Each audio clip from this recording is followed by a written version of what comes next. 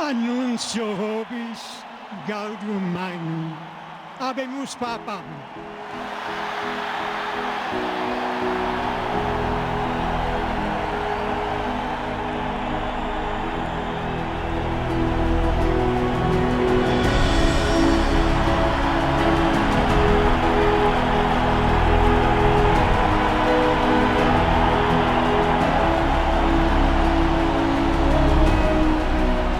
Voi sapete che il dovere del conclave era di dare un vescovo a Roma. Sembra che i miei fratelli cardinali sono andati a prenderlo quasi alla fine del mondo, ma siamo qui.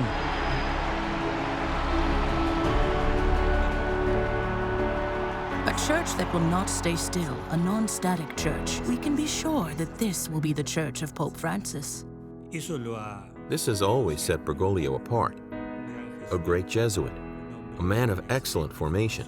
Above all, he is a man of action.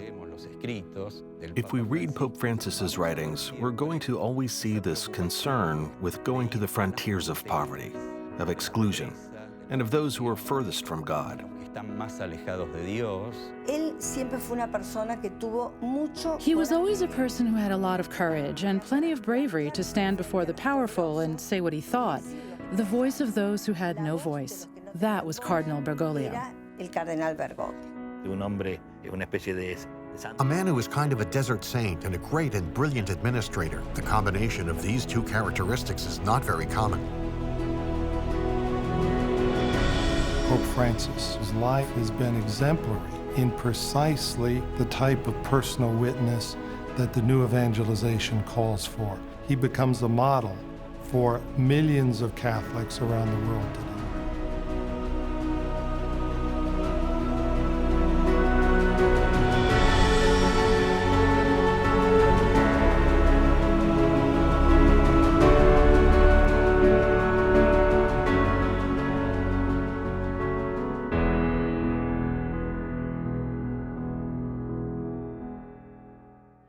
To understand the accusations, we must trace the rise of Pope Francis. On April 22, 1973, Father Bergoglio took his final vows as a Jesuit. He had spent more than 15 years in formation. During these years, he witnessed the historic rise and fall of Juan and Eva Perón and learned well the fleeting nature of political power. By this time, despite the fact that he was just 36 years old, he had so impressed his fellow Jesuits that he was named Provincial Superior for all of Argentina.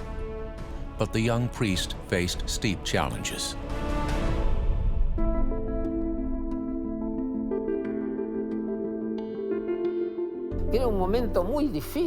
It was a difficult time because in 1973 we had 4 presidents. In 1976, the military took over the government. So Bergoglio was the provincial during one of the most difficult periods in the history of Argentina. Bergoglio was also challenged by changes within the church. A growing number of priests and theologians in Latin America began to see liberation through political, economic, and social revolution. In its most extreme interpretation, liberation theology served to justify guerrilla movements with Marxist revolutionary ideas. Bergoglio guided his priests away from politics and confrontation. Nevertheless, political violence sometimes struck too close to home.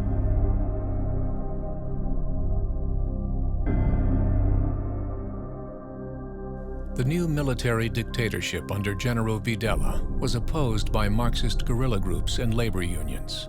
The junta set out to ruthlessly eliminate its enemies. The ensuing violence became known as the Dirty War and tore the nation apart.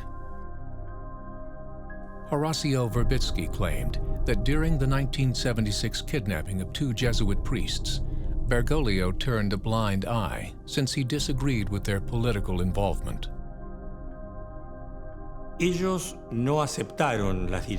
couldn't accept the rules that Bergoglio set as a superior.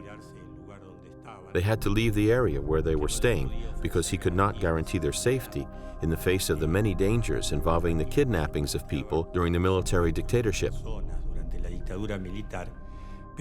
But they did not agree, and they decided to leave the Society of Jesus, to stop being Jesuits, and continue their pastoral and political activities. Shortly after, they were kidnapped by the military forces and were imprisoned and tortured.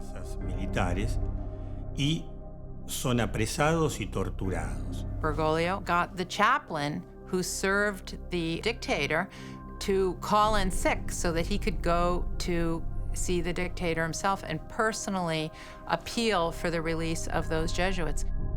One of the kidnapped priests, Father Francisco Jalix, has himself denied the allegations, saying, quote, "The fact is, Orlando Urillo and I were not denounced by Father Bergoglio." He did a lot of things behind the scenes, undercover, to try to help people. One story where he gave his clothing and his ID to someone who is being chased by the military so that guy could get across the border and out of the country. He was basically trying to help people from a humanitarian standpoint.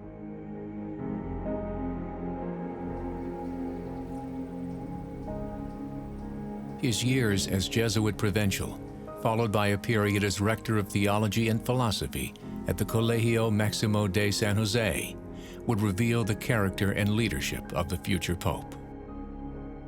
I think that if there is a theme that becomes underlined, it is his mercy. Bergoglio is capable of forgiving the things that perhaps we would not forgive. He was a spiritual man, a man who prayed a lot. When we would get up at 6:30 or 7 o'clock to go to Mass, at this time Bergoglio had already prayed and had laundered the bedding and towels for 150 Jesuits. He would have taken them out, hung them up to dry, and we would just be trying to get out of bed. He taught us how to be real friends, not just co-workers, friends. We have to love each other. We have to stand together, especially in the most difficult moments. He was very intelligent. He was academic and studious, but above all, he had an intuitive intelligence. He could read people immediately, and he would see through you, and you couldn't hide things from him. And with that, he would help you. He taught us the human dimension of the apostolate, of the mission. I can't get the faith across to a boy if that boy is hungry.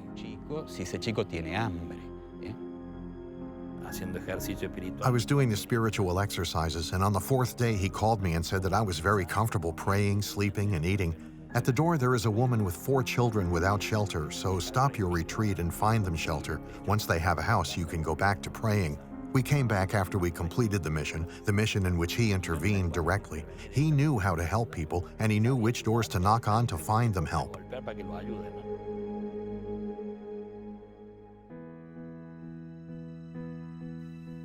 In 1986, Father Bergoglio traveled to Germany to further his theological studies. Upon his return to Argentina, he was sent to Córdoba, where he humbly served the Jesuit community as confessor and spiritual director.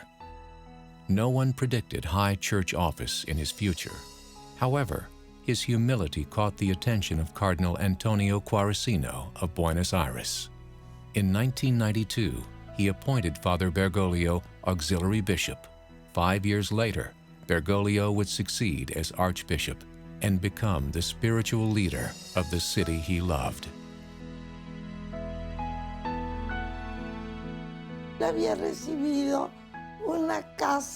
As a bishop, he had received a big house, very beautiful.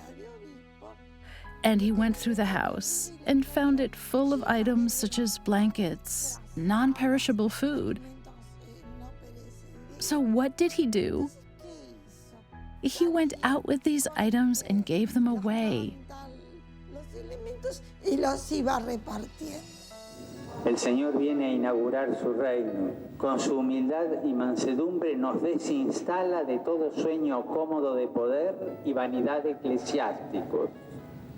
y nos invita a volvernos disponibles a estar al servicio de los demás. He was the Archbishop of Buenos Aires, the highest authority of the church in Argentina. And the first surprising impression was that he answered his own phone without secretaries. This was so shocking that the foreign colleagues asked me, "But are you sure he's the cardinal? Could it be his assistant?" We have all bumped into him in the streets of Buenos Aires. I saw him in the subway more than one time, and we would talk.